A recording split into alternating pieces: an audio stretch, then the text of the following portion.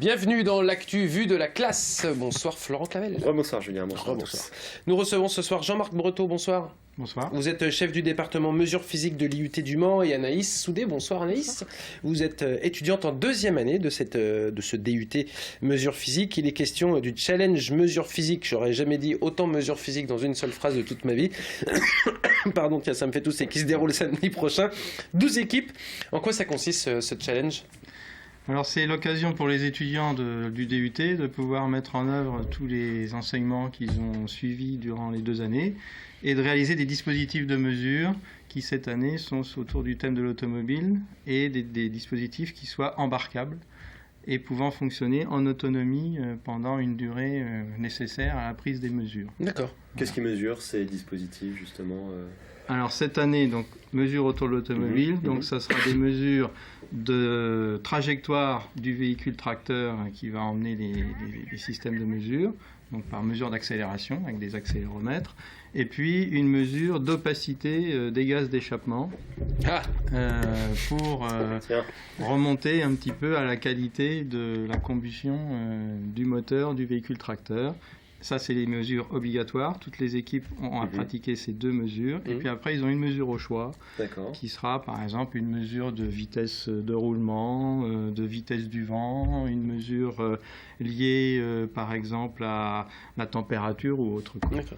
Anaïs, vous faites partie de ces équipes. Combien vous êtes déjà par équipe? Et comment vous répartissez différentes tâches pour ce challenge? Alors nous, à l'IUT, on a donc une équipe qui participe au challenge, donc qui réalise comme tous les autres une boîte de mesures.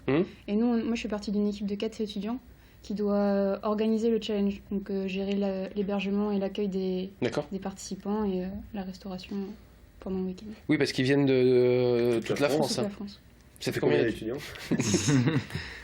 Ça fait une centaine d'étudiants à peu près qui vont venir sur le campus pour cette manifestation samedi. Alors, effectivement, la Sarthe, c'est une terre d'automobile, Jean-Marc Breteau. Quand on vient plus de Toulouse, parce qu'ils viennent plus les Toulousains, mais quand on vient d'autres villes de France, est-ce qu'il y a des spécificités liées au territoire? Je parle clairement dans la formation et dans ce que vous allez apprendre aux étudiants. Alors, au niveau de la formation DUT mesures physiques, la formation est générale et balaye tous les secteurs de la science.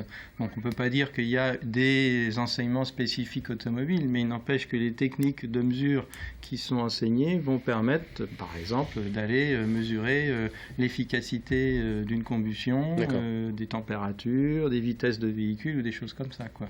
Donc, ce n'est pas une formation liée à l'automobile, c'est clair.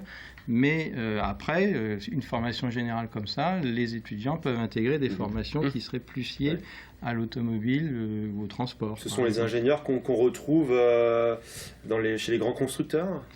Alors, qui peuvent contribuer effectivement à la mise au point de moteurs, de véhicules ou de systèmes d'amortissement. Enfin voilà, ça dépendra après des secteurs disciplinaires qui seront nécessaires à étudier, quoi. Anaïs, vous avez un secteur dans lequel vous souhaiteriez travailler, vous? Parce que là, on parle de l'automobile, mais pas forcément. Non, pas en particulier. Moi, je voudrais plus m'orienter vers les matériaux. D'accord. Après, je ne sais pas encore de domaine particulier. Donc là, vous sortez, c'est 2 ans, hein, c'est ça, Anaïs? Donc vous êtes en deuxième année, vous terminez donc à la fin de l'année scolaire, on imagine en juin. Donc après, les débouchés, c'est soit s'arrêter au DUT, mais on va dire que le prolongement naturel, c'est plutôt d'intégrer une école d'ingénieur? Ou alors une licence. Une licence, d'accord. Licence professionnelle, souvent. Qu'est-ce qui vous a intéressé? Qu'est-ce qui vous a donné envie, vous, de participer à d'être étudiante en mesures physiques?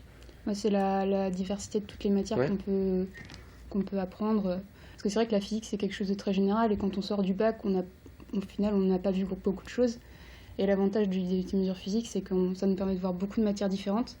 Et du coup, après, d'en découvrir. Et moi, je me suis rendu compte que les matériaux, c'était le domaine qui m'intéressait le plus. C'est-à-dire les matériaux, qu'est-ce que vous étudiez précisément? L'étude de leur composition, leur résistance et toutes leurs propriétés. Par exemple, on imagine un train lancé à pleine vitesse, il rencontre un autre train. Est-ce que ce train va résister à la pression? Florent, toujours, toujours très positif. Est-ce que c'est ça?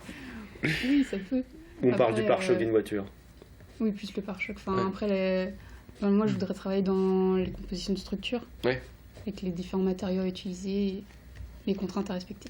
Revenons à ce challenge, Jean-Marc Breteau. Il y a des critères de... comment ils vont être jugés, comment elles vont être jugées, ces équipes? Qui va les juger? Qu'est-ce qu'elles gagnent? Voilà, donc les enseignants qui accompagnent les équipes d'étudiants des différents IUT, des différents DUT et départements de mesures physiques, donc viennent au Mans. Et donc tous ces enseignants participent à l'évaluation de l'ensemble des équipes en se partageant des critères. Donc certains, ça va être sur la qualité des mesures, d'autres, ça va être sur l'originalité des solutions techniques. D'accord. Certains, ça va être sur la manière dont vont être présentées la synthèse des résultats, etc. Donc il y a des aspects très techniques, des aspects plus de communication. Donc il y a 7 ou 8 critères comme ça, l'esthétique du dispositif. Voilà. Donc ça, il y a des critères à respecter, des grilles qui permettent d'évaluer un petit peu la performance de chaque équipe. Et puis donc, il y a un classement qui va ressortir de tout ça. Donc ça va se passer tout le long de la journée du samedi. Le matin, les systèmes vont être statiques, vont être testés notamment pour tout ce qui est vérification, calibration. Et puis l'après-midi, c'est la partie où les systèmes sont embarqués sur des remorques et avec cet aspect autonomie. Donc tous les critères sont pris en compte, un classement se fait et chaque équipe reçoit une récompense avec évidemment un classement 1, 2, 3, mais chaque équipe qui aura participé recevra une récompense. Ce n'est pas une compétition où chacun va aller espionner ce que fait le voisin. C'est vraiment quelque chose de convivial, où c'est l'occasion pour les étudiants d'une même formation, puisque le programme est national au niveau mesures physiques, donc ils ont tous suivi la même formation. C'est une occasion de comparer un petit peu comment ils arrivent à appréhender cette formation, à la mettre en œuvre, et puis donc après de voir, de discuter ensemble, de se rendre compte que voilà, la formation mesures physiques, c'est 29 départements en France, et bien voilà, ils ont des points communs dans leurs compétences et de pouvoir un petit peu se confronter de manière conviviale entre eux. Voilà. Tout le monde peut assister à ce challenge?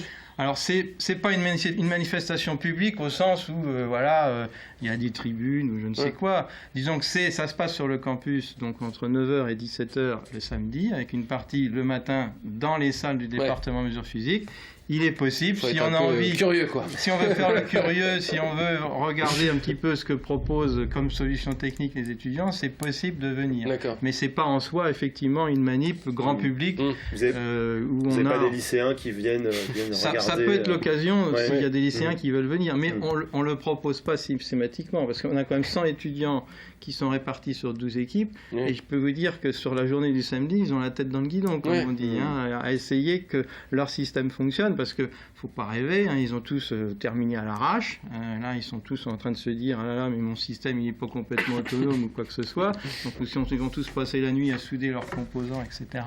Donc, on a des dispositifs... Il faut un hôtel qui accepte qu'on soude la nuit. Ils ont des dispositifs qui ne sont pas aboutis au sens prototype.